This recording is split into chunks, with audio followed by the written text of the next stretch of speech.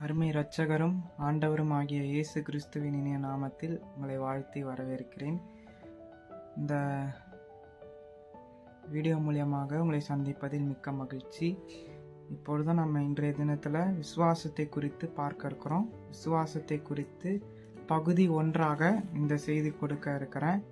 எபிரேயர் 11:1 நம்ம பார்க்கிறோம், விசுவாசமானது நம்பப்படுகிறவைகளின் உறுதியும் காணப்படாதவைகளின் நிச்சயமுமாய் இருக்கிறது அப்படின்னு சொல்லி. ஏன் விசுவாசத்தை குறித்து இந்த தலைப்பின் கீழே பார்க்க இருக்கிறோம்னா, முந்தைய பிரசங்கங்களில் முந்தைய வீடியோக்களில் நீங்கள் பார்த்தீங்கன்னா விசுவாசிக்கணும், ஆண்டவராகிய இயேசு கிறிஸ்துவை விசுவாசிக்கணும்னு சொல்லி நான் நிறைய சொல்லியிருப்பேன். ஆனால் அந்த விசுவாசத்தை அறியணும்ல, விசுவாசம் என்றால் என்ன அப்படின்னு சொல்லிட்டு இந்த வீடியோ மூலியமாக இந்த விசுவாசத்துக்குரிய காரியங்களை உங்களோட பகிரணும்னு விரும்புகிறேன். வாசிக்கிறேன். எபிரேயர் 11:1 விசுவாசமானது நம்பப்படுகிறவைகளின் உறுதியும் காணப்படாதவைகளின் நிச்சயமுமாய் இருக்கிறது. அதனாலே முன்னோர்கள் நற்சாட்சி பெற்றார்கள். முன்னோர்கள் அப்படின்னு சொல்லி இந்த 11வது வசனத்தை பார்த்தீங்கன்னா முழுக்க ஆபிரகாம், நோவா தொடங்கி தாவீது வரைக்கும் யாரெல்லாம் புதிய ஏற்பாட்டில் யாரெல்லாம் அவரை விசுவாசித்தார்கள், ஆண்டவராகிய இயேசு கிறிஸ்துவை யாரெல்லாம் விசுவாசித்தார்கள் என்று சொல்லி அந்த பெரிய ஒரு பட்டியல் லிஸ்ட் வருது. ஆனால் அதில் ஒரு ஸ்பெசிஃபிக்காக முக்கியமாக ஒரு நபரை குறித்து, விசுவாசத்தின் தந்தையாகிய ஆபிரகாமை குறித்து நம்ம பார்க்க இருக்கிறோம். ஆபிரகாமை குறித்து நம்ம படிச்சிருக்கலாம். ஆனால் ஆபிரகாமுடைய வாழ்க்கை முறை, அவர் எப்படி விசுவாசத்தின் தந்தை ஆனார் அப்படின்னு சொல்லிட்டு இந்த வீடியோ பகுதி 1 அப்படின்னு சொல்லிட்டு இந்த வீடியோவில் ஆபிரகாமை குறித்து சில காரியங்களை பார்க்க இருக்கிறோம். நீங்கள் பார்த்தீங்கன்னா ஆபிரகாமை குறித்து ஆதியாகமம் 12வது அதிகாரம் 1-7 வரைக்கும் உள்ள வசனங்களை வாசித்து பார்த்தீங்கன்னா, தேவன் ஆபிரகாமோட பேசுவார். உன் தேசத்தையும் உன் இனத்தையும் விட்டு வா அப்படின்னு சொல்லுவார். நான் உனக்கு காட்டுற தேசத்துக்கு போ அப்படின்னு சொல்லுவார். அது இன்றைய காலகட்டத்தில் அந்த மாரி சொன்னால் நம்ம யாரும் அப்படி போக மாட்டோம். ஆனால் ஆபிரகாமோட தேவன் பேசின அந்த காலத்தில் ஆபிரகாம் கீழ்ப்படிந்தார், விசுவாசிச்சார், நம்பினார், காட்டின ஊருக்கு போனார். அந்த வசனத்தை நான் வாசிக்கிறேன். ஆதியாகமம் 12வது அதிகாரம் 1-7 வரைக்கும் உள்ள வசனங்களை வாசித்து பார்த்தா, கர்த்தர் ஆபிரகாமை நோக்கி, நீ உன் தேசத்தையும் உன் இனத்தையும் உன் தகப்பனுடைய வீட்டையும் விட்டு புறப்பட்டு நான் உனக்கு காண்பிக்கும் தேசத்துக்கு போ. 2வது வசனத்தை வாசிக்கிறேன். நான் உன்னை பெரிய ஜாதியாக்கி உன்னை ஆசீர்வதித்து உன் பெயரை பெருமைப்படுத்துவேன், நீ ஆசீர்வாதமாக இருப்பாய். வாக்கு தத்தத்தை சொல்லிடுறார் ஆபிரகாம் கிட்ட. ஏன்னா நீ இப்படி என்னுடைய பேச்சை கேட்டு அந்த தேசத்தையும் உன் வீட்டாரையும் உன் இனத்தாரையும் உன் சொந்த பந்தங்களெல்லாம் விட்டுட்டு நீ வரும்பொழுது உன் பேரை நான் பெருமைப்படுத்துவேன், உன்னை பெரிய ஜாதி ஆக்குவேன், உன்னை எல்லாரும் உன்னை ஆசீர்வதிக்கிறவங்கள ஆசீர்வதிப்பேன், உன்னை சபிக்கிறவங்கள சபிப்பேன் அப்படின்னு சொல்லி தேவன் ஆசீர்வதிக்கிறாரு. அது ஒரு வாக்கு தத்தமாக ஆபிரகாமுக்கு கொடுத்துட்றாரு, ஒரு ப்ராமிஸாக கொடுத்துட்றாரு. 3வது வசனத்தை பார்த்தீங்கன்னா, உன்னை ஆசீர்வதிக்கிறவர்களை ஆசீர்வதிப்பேன், உன்னை சபிக்கிறவர்களை சபிப்பேன், பூமியில் உள்ள வம்சங்களெல்லாம் உனக்குள் ஆசீர்வதிக்கப்படும் அப்படின்னு சொல்லி ஒரு பெரிய வாக்கு தத்துவத்தை கொடுத்துட்றார். ஆபிரகாமுக்கு விரோதமாக யார் யார் சபிக்கிறாங்களோ அவங்க சபிக்கப்பட்டவங்களாகவும், ஆபிரகாமை யாரெல்லாம் ஆசீர்வதிக்கிறாங்களோ அவங்களாம் ஆசீர்வதிக்கப்பட்ட ஜனமாகவும் மாறணும் அப்படின்றதுக்காக ஆண்டவர் என்ன பண்ணுறாரு, ஆபிரகாம் கிட்ட இந்த வாக்கு தத்துவங்களை சொல்லிடுறாரு. 4வது வசனத்தை படிக்கிறேன். கர்த்தர் ஆபிரகாமுக்கு சொன்னபடியே அவன் புறப்பட்டு போனான், லோத்து அவனோடு கூட போனான். ஆபிரகாம் ஆரானை விட்டு புறப்பட்ட போது 75 வயதுள்ளவனாய் இருந்தான். அப்போ அவருடைய அண்ணன் மகன் ஆகிய லோத்து கூட போறாரு. 75 வயசுல இயேசு ஆண்டவர் இந்த ஊரை விட்டு போகு அப்படின்னு சொன்ன பிறகு அந்த கீழ்ப்படிதலோட போறாரு. 5வது வசனத்தை வாசிக்கிறேன். ஆபிரகாம் தன் மனைவியாகிய சாராயையும் தன் சகோதரனுடைய குமாரனாகிய லோத்தையும் தாங்கள் சம்பாதித்திருந்த தங்கள் சம்பத் எல்லாவற்றையும் ஆரானிலே சவதரித்த ஜனங்களையும் கூட்டிக் கொண்டு அவர்கள் கானான் தேசத்துக்கு புறப்பட்டு போய் கானான் தேசத்திலே சேர்ந்தார்கள். 5வது வசனம் கானான் தேசத்துல போய் சேர்ந்தாங்கன்னு சொல்லப்பட்டிருக்கு. 6வது வசனத்தை படிக்கிறேன். ஆபிரகாம் அந்த தேசத்தின் சுற்றி திரிந்து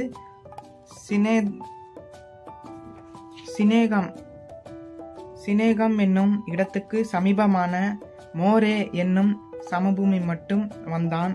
அக்காலத்திலே கானானியர் அத்தேசத்தில் இருந்தார்கள். கானானியர்கள் அந்த மோரே, அந்த சீகேம், மோரே, இந்த 2 ஊர்ல கானானியர்கள் இருந்தாங்க. 7வது வசனத்தை வாசிக்கிறேன். கர்த்தர் ஆபிரகாமுக்கு தரிசனமாகி, உன் சந்ததி இந்த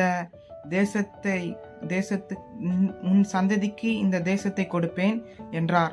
அப்பொழுது அவன் தனக்கு தரிசனமாயிருந்த கர்த்தருக்கு அங்கே ஒரு பலிபீடத்தை கட்டினான். பலிபீடத்தை கட்டினான்னா ஆண்டவரை தொழுது கொண்டார். அந்த காலத்துல பழைய ஏற்பாட்டுல பலிபீடத்தை கட்டி கல்லுகளை வச்சு ஆட்டையோ மாட்டையோ அதை நெருப்பால எரிய வச்சு ஆண்டவருக்கு பலி செலுத்துவாங்க.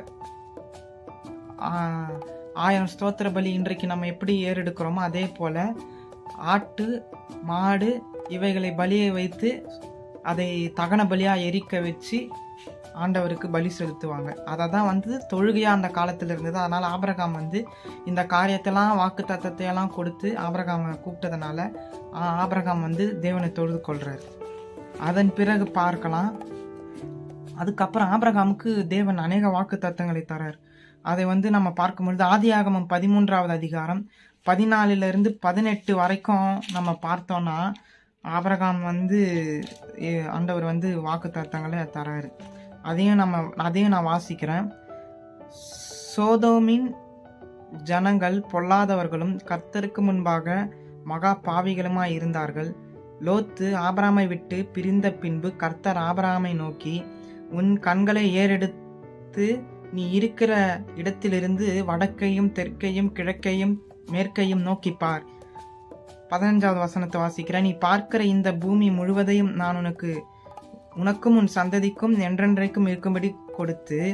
16வது வசனத்தை வாசிக்கிறேன். உன் சந்ததியை பூமியின் தூளை போல பெருக பண்ணுவேன். ஒருவன் பூமியில் உள்ள எண்ண கூடுமானால் உன் சந்ததி எண்ணப்படும். 17வது வசனம். நீ எழுந்து தேசத்தின் நீளமும் அகலமும் அம்மட்டும் நடந்து திரி, உனக்கு அதை தருவேன் என்றார்.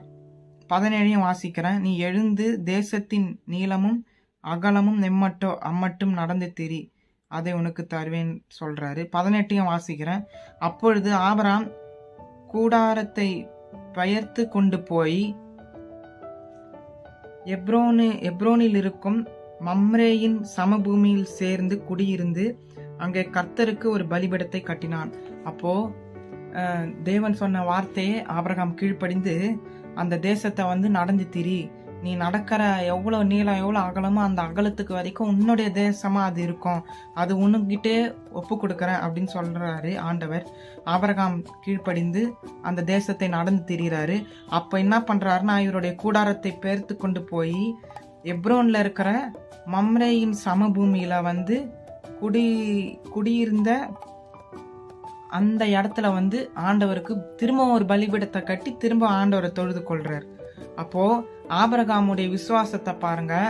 அவர் இது நடக்குமா நடக்காதா என்று சொல்லாமல் அங்கே எங்கெல்லாம் ஆண்டவர் வார்த்தையை கொடுத்து வாக்கு தத்துவத்தை கொடுத்து ஆபிரகாமுக்கு சொல்றாரோ, பிராமிஸ் பண்றாரோ, அந்த இடங்களெல்லாம் அவருடைய பலிபீடம், ஆபிரகாம் பலிபீடத்தை கட்டி அங்கே தேவனை தொழுது கொள்றார். அதுக்கப்புறம் பார்த்தீங்கன்னா ஆதியாகமம் 15:5-6 பார்க்கும் பொழுது திரும்பவும் தேவன் ஆபிரகாமுக்கு தரிசனமாகி பேசுறாரு. 5வது ஆதியாகமம் 15:5-6 வாசிக்கிறேன். அவர் அவனை வெளியே அழைத்து, நீ வானத்தை அனார்ந்து பார், நட்சத்திரங்களை என்ன உன்னாலே கூடுமானால் அவைகளை எண்ணு என்று சொல்லி, பின்பு அவனை நோக்கி, உன் சந்ததி இவ்வனமாய் இருக்கும் என்றார். சொல்லிடுறாரு, வானத்தை அனார்ந்து பார், நட்சத்திரத்தை எண்ணிப்பார், உன் சந்ததி இவ்வளவு பெருசா இருக்கும்னு சொல்றாரு. 6வது வசனத்தையும் வாசிக்கிறேன். அவன் கர்த்தரை விசுவாசித்தான், அது அவர் அவனுக்கு நீதியாக எண்ணினார். ஆபிரகாம் அப்பதான் விசுவாசிச்சார் ஆரம்பத்துல. ஆனா வேதத்துல நமக்கு ரெக்கார்டாக கொடுக்கப்பட்டிருக்கிற வார்த்தை விசுவாசித்தான் என்கிற ஒரு வார்த்தை ஆதியாகமம் 15:5-6 வருது. அப்போ ஆபிரகாம் விசுவாசிக்காம தேவனை தொழுது கொள்ளவில்லை. பலிபீடத்தை கட்டி மாட்டையோ ஆட்டையோ பலியிட்டு தேவனுக்கு ஸ்தோத்திரம் விசுவாசிச்சாதான் அவரு பண்ணியிருக்கிறார். அதனால்தான் பலிபீடத்தை கட்டி தேவனை தொழுது கொண்டார் அப்படின்ற வார்த்தையை நம்ம பைபிள்ல பார்க்கிறோம். அதே போல ஆதியாகமம் 17வது அதிகாரம் 5-8 வரைக்கும் உள்ள வசனங்களையும் நான் வாசிக்கிறேன்.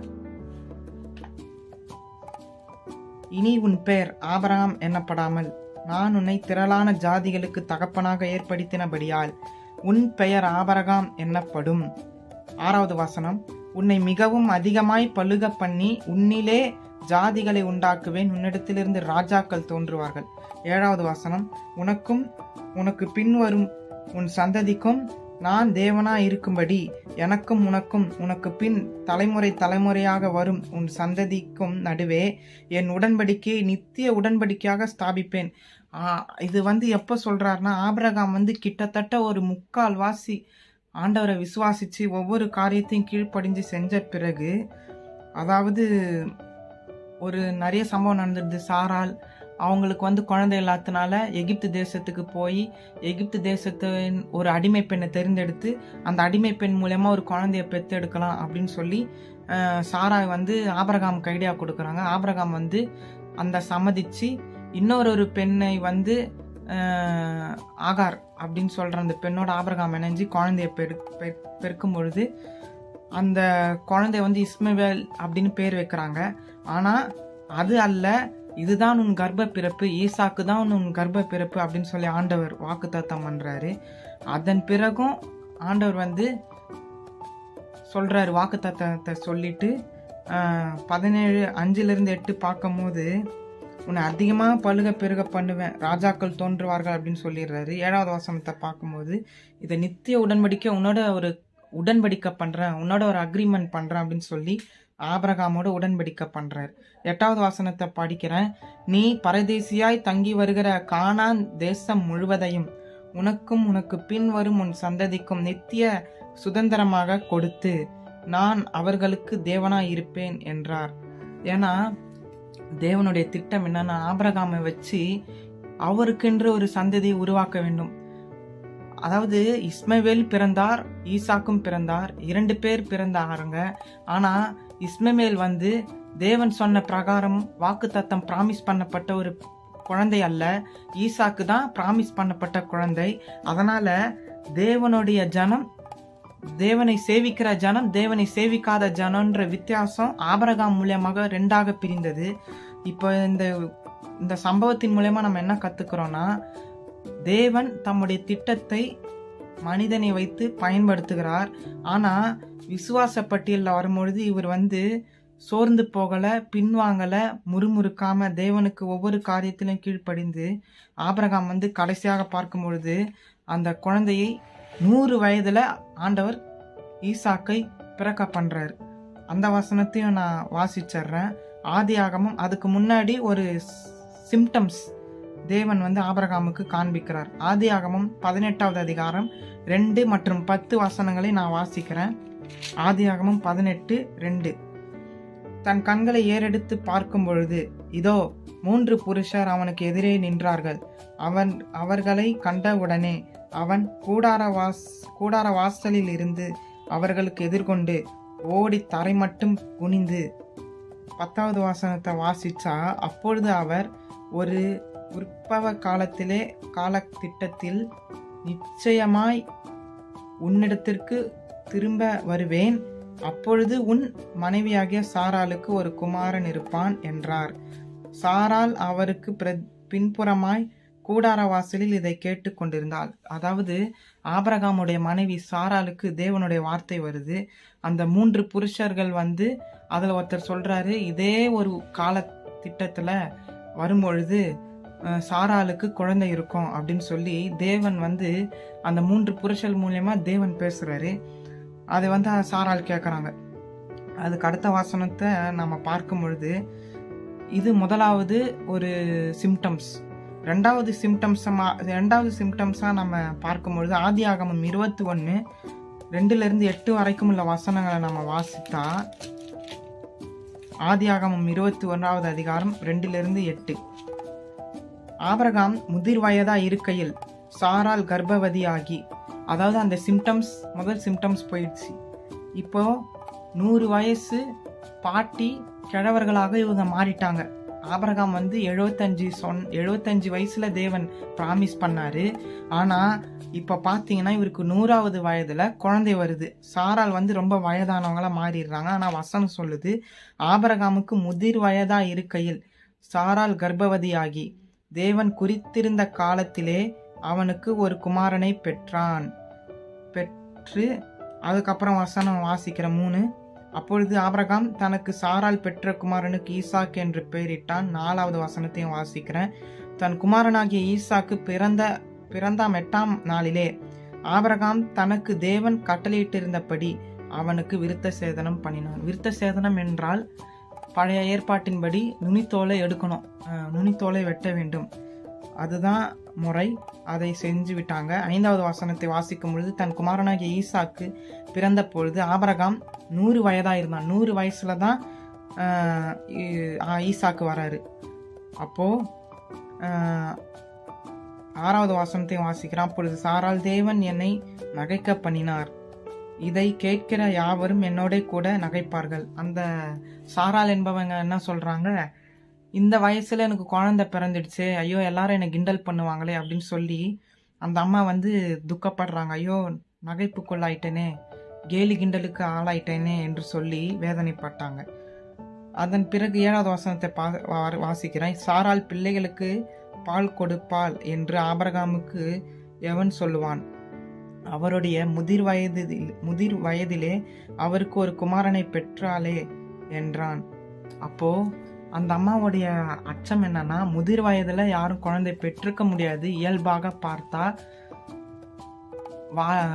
ஒரு யங் ஸ்டேஜ், இளம் வயதுல தான் குழந்தை பெருக்க முடியும். ஆனா வேதத்துக்கு அப்பாற்பட்டு, இந்த இயற்கை சட்டத்துக்கு அப்பாற்பட்டு தேவன் விசுவாசத்தை துவக்குகிறவரும் முடிக்கிறவருமாய் இருக்கிறாரு. ஆபிரகாமுடைய விசுவாசத்தை பார்த்து 100 வயதுல வயதான காலத்துல குழந்தைய தர்றார். அப்போ அந்த அம்மாவுக்கு என்னன்னா, 100 வயது ஆகிவிட்டதே, வயதான கேள்வியா நான் இருக்கிறேனே, நான் இந்த நேரத்துல பால் கொடுக்க முடியுமா, எல்லாரும் என்ன கிண்டல் பண்ணுவாங்களே என்று சொல்லி வேதனைப்பட்டார்கள். 8வது வசனத்தை வாசிக்கிறேன். பிள்ளை வளர்ந்து பால் மறந்தது. ஈசாக்கு பால் மறந்த நாளிலே ஆபிரகாம் பெரிய விருந்து பண்ணினான். அப்போ பாருங்க, இதன் மூலியமாக ஆபிரகாம் விசுவாசத்தின் தகப்பன் என்று எல்லாரும் சொல்றாங்க. வேதத்துல விசுவாசத்தின் தந்தை என்று எபிரேயர் 11வது அதிகாரத்துல ஆபிரகாமை குறித்து மிகவும் புகழ்ச்சியா அந்த வசனமானது எபிரேயர் 11 விரிவாக பேசுகிறது ஆபிரகாமை குறித்து. அப்போ அவ்வளோ 75 வயதுல சொன்ன அந்த வாக்கு 100 வயதுல நிறைவேற்றினார் ஆண்டவர். அப்போ விசுவாசமானது நம்பப்படுகிறவைகளின் உறுதி. அந்த நம்பிக்கை, அந்த உறுதி எதன் மீது இருக்குன்னா, காணாத, நம்ம இதுவரைக்கும் ருசிக்காத பார்க்காத காரியத்தின் மீது வைக்கிற அந்த நம்பிக்கை, அசைக்க முடியாத அந்த ஒரு விதமான ஒரு நம்பிக்கை. நிச்சயம் நடக்கும், அதை நான் பார்க்கல, அனுபவிப்பேன் என்கிற அந்த நம்பிக்கையில வருகிறது தான் விசுவாசம். அந்த விசுவாசத்தை துவக்குகிறவரும் முடிக்கிறவருமாகிய இயேசுவை நோக்கி பார்ப்போம். இந்த பகுதி 1ல ஆபிரகாமை குறித்து பார்த்தோம். அடுத்த பகுதியில வேறொரு விசுவாசத்தின் நபரோட இந்த வீடியோவில் நான் சந்திக்கிறேன். தேவன் தாமே உங்களை ஆசீர்வதிப்பாராக. ஆமேன்.